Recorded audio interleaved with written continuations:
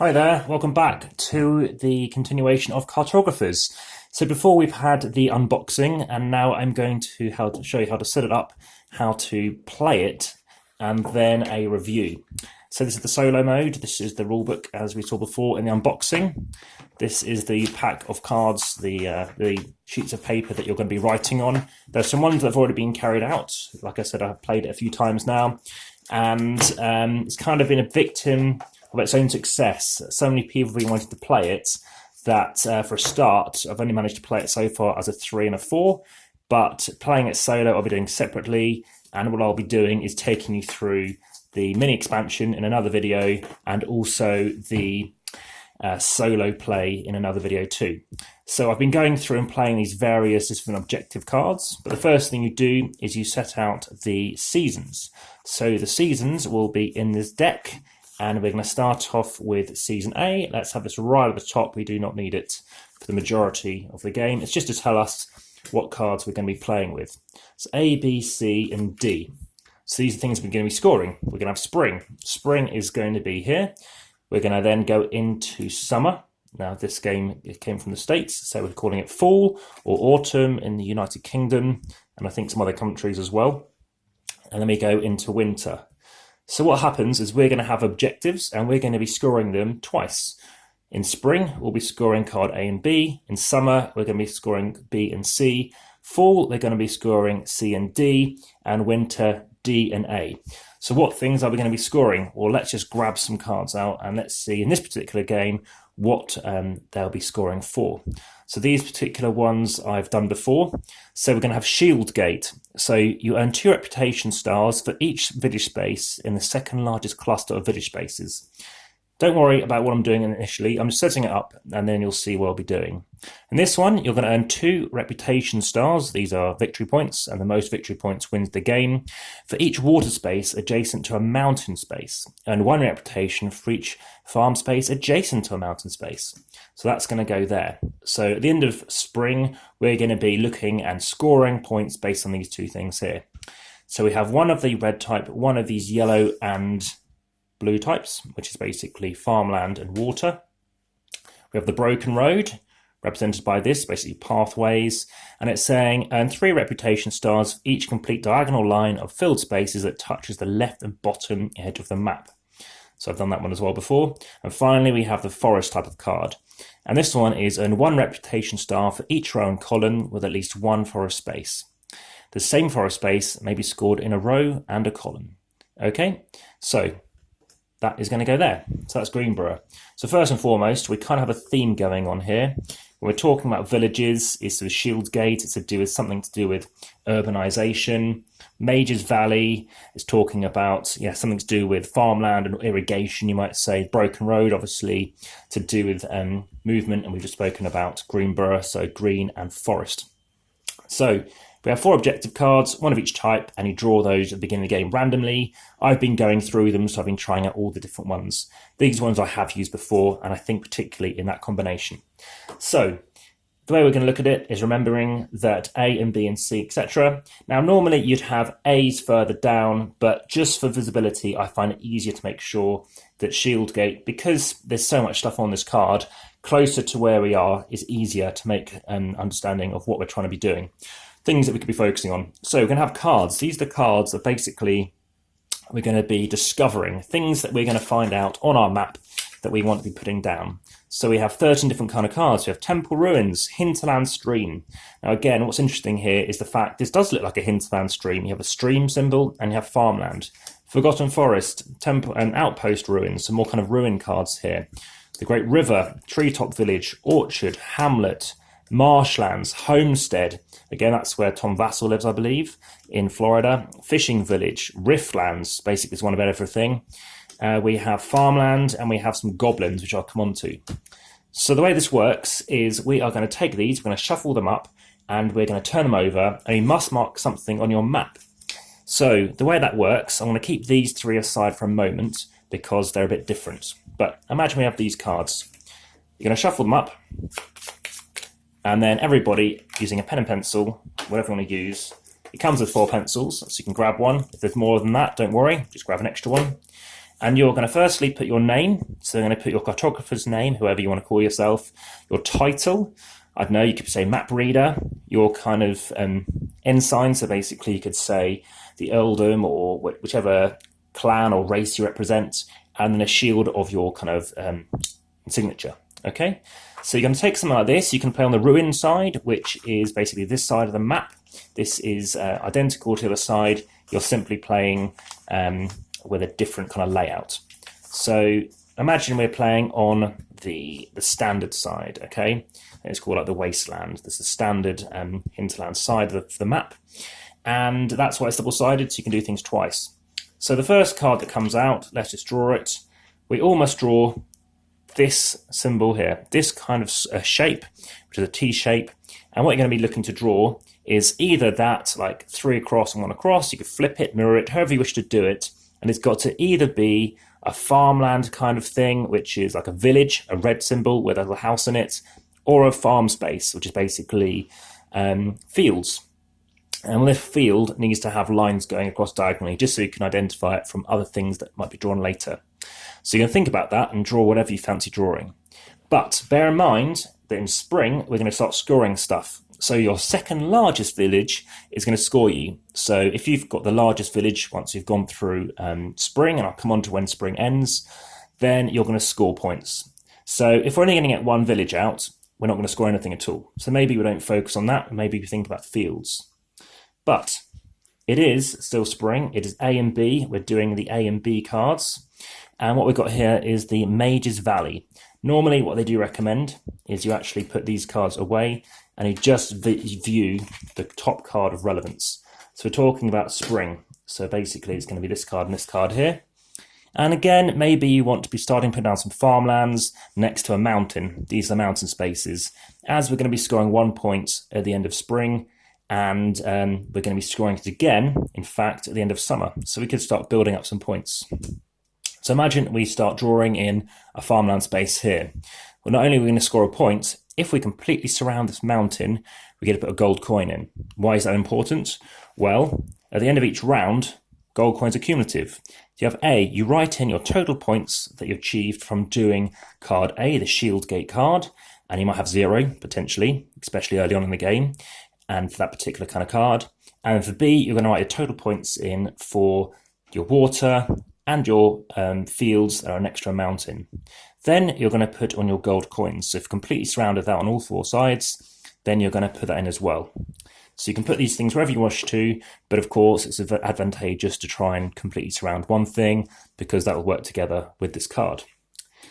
If this doesn't make too much sense, I will be doing a solo playthrough as well, but I think overview, this is a good instance of how to do it. Finally, the Goblin card. This is the negative points. This will be randomly shuffled into the deck, one of these cards. We won't know which one, but if this card gets drawn, as an example, you're going to pass your map to the person to your left. It's different in a solo game, as you'll see when I play it, but you'll be drawing this shape wherever you fancy. Now, whenever spring is scored, or summer, and also fall and winter, any side that is not covered, that is orthogonal, you are going to lose a minus point.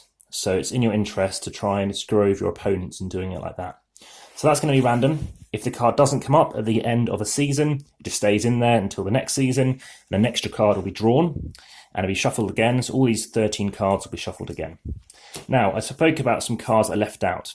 The Great River, as an example, you're either drawing this and you're getting a gold coin, which means every round you're getting some extra points, or you can choose to draw this bigger shape here. Bigger shape might be better because you may be able to surround a mountain more, get some points. So it depends what you want to do. But of course, you're using up more space.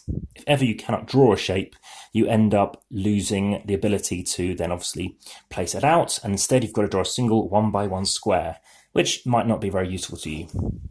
Speaking about 1x1 squares, this lets you draw whatever you want out, including a goblin. Don't really know why you draw a goblin, to be honest. A monster doesn't sound like a good thing to draw, an ambush card. But it lets you draw out a shape of your choosing, obviously, wherever you like. It can be very useful to try and score some bonuses, and maybe they'll cascade.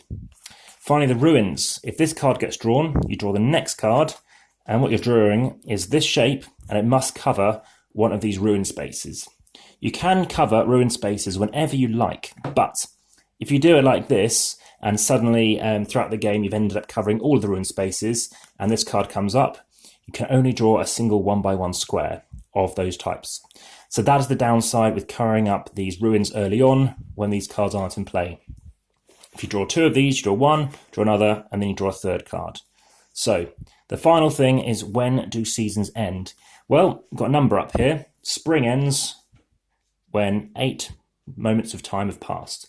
So firstly, we're going to draw this, draw out the shape, draw the next card.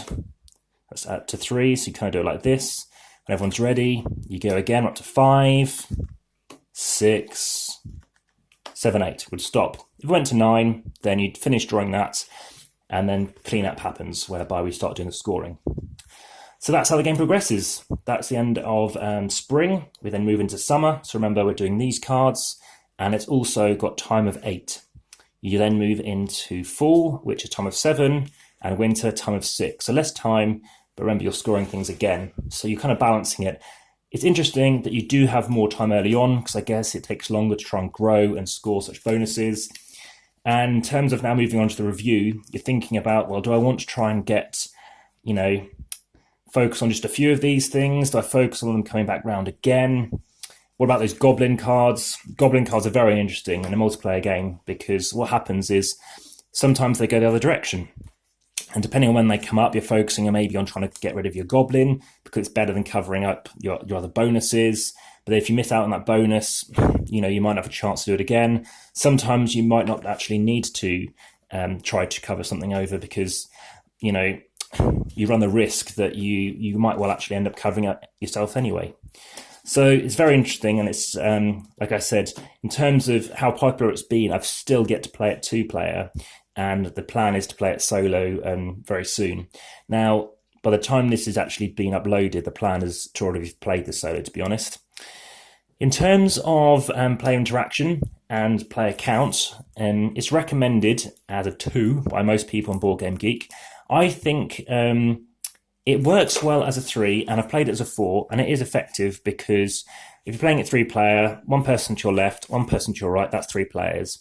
4-player is good, because there's somebody you're not interacting with, but then it's on them to try and influence other people. So even though there's a little bit of non-interaction with that person, it's on them to try and screw somebody over. So it's quite fun having to give them that kind of turmoil.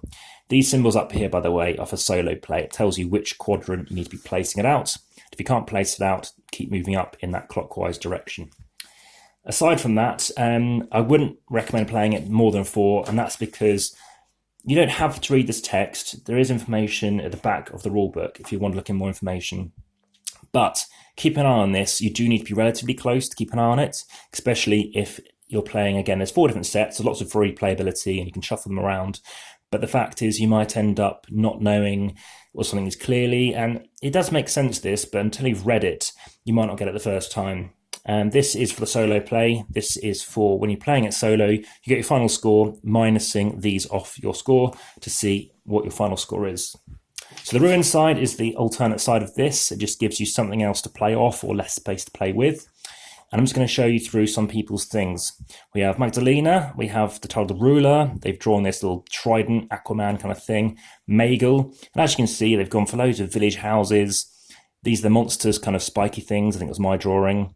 We have some water, we have some fields, and we have some forests. So it's quite easy and fun to draw this out. I do like the escapism nature of it. Some of them, these I have binned, but I thought for reference, it's quite handy seeing some of them. So some of these you can still keep using. Again, for the first time we play it, we went on the non-ruined side. I experimented using sort of crayons, just to seeing how effective that was. And for most of the time it works. I highly recommend using pencil. Even though you can't change what you've done, if you've done it accidentally, it is a bit of a pain. So here's your final score down the bottom. And it's been quite interesting watching that happen as well.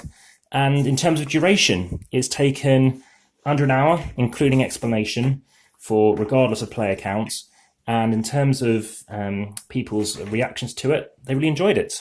They found it quite fun and escapist, and the fact that you are drawing your own thing. So they've definitely had its appeal, which is great to know. In terms of I guess, how I rank it compared to other flip and writes and roll and writes. I think it's my favourite flip and write, and it's probably my second favourite roll and write after Knockmal. So yeah, I really do like Knockmal a lot.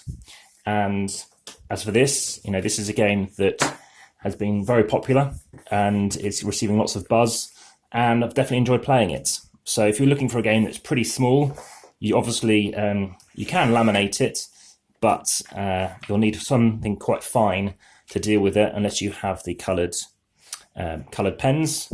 But there are plenty of sheets in here, so of course with lamination that's an option. And something I mentioned before previously was a small ding in the box. Actually, I think that happened afterwards. So this is Cartographers by Amass Games. And if you're looking for a game that's a bit more involving than a typical roll and write game, as a bit of theme, it's very fun to be drawing in and filling these maps. It does feel quite thematic, and it's quite involving and interesting to see what you do.